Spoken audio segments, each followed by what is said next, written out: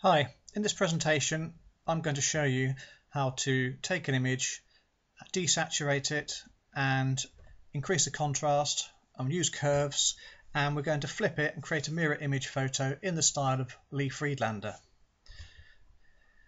So the first thing you need to do obviously is to open Photoshop. So if you click on Start, you can type in the search for Photoshop, or if you know where it is, obviously you can just go down, and I'm going to go for Adobe Photoshop CS6. So I'll open that up.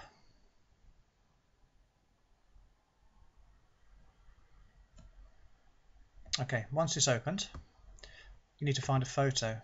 Now I'm going to open up a picture that I took of my motorbike. You want to get one from your unusual viewpoints first photo shoot. One where you give a nice mirror image. When it flips over, it's going to look nice, maybe some balance to the photo. So the first thing you need to do is to desaturate it. So image adjustments,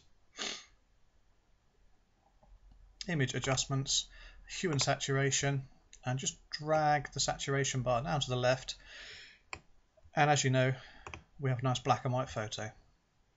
Next thing, image adjustments, and we're going to increase the contrast. Now with Lee Friedlander, you need to increase it quite a lot, so I'm going right to the top to 100, increase the contrast. And the third step, the third thing you need to edit, is at the bottom right of the screen. If you click on the little round sign that looks a bit like yin and yang, and then click on curves. Now what this does, the line along here, if you click and drag it upwards, then what you're doing, you're letting in more light than you should, so you're overexposing the photo.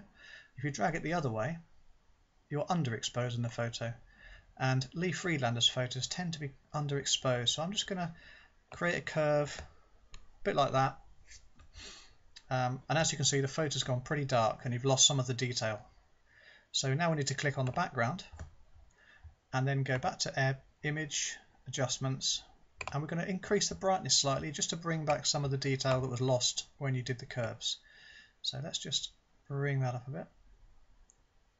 Okay, it's very harsh light, very high contrast, and from the photos that you've seen of Lee Friedlander's, hopefully you agree that's his sort of style. So that's the editing of the photo done.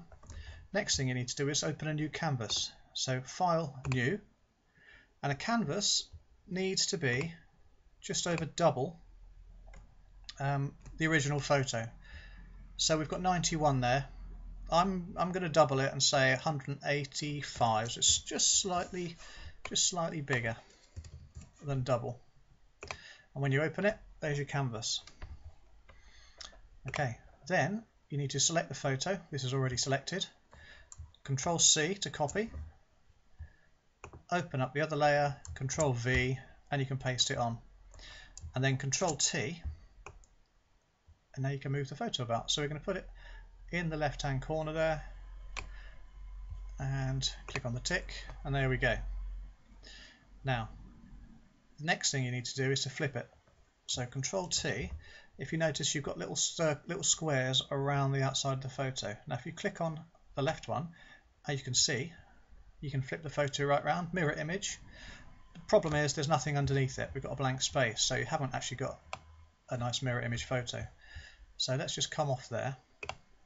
Before you flip it, all you need to do is to layer, duplicate layer. Then when you flip it, Control T, you flip the image, there'll still be a copy underneath.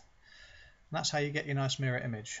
So just by sight, it's around about there, but actually I'm going to put this one on top just to check it's the right size. Just make it a bit bigger, clicks into place. Now you know that's the right size.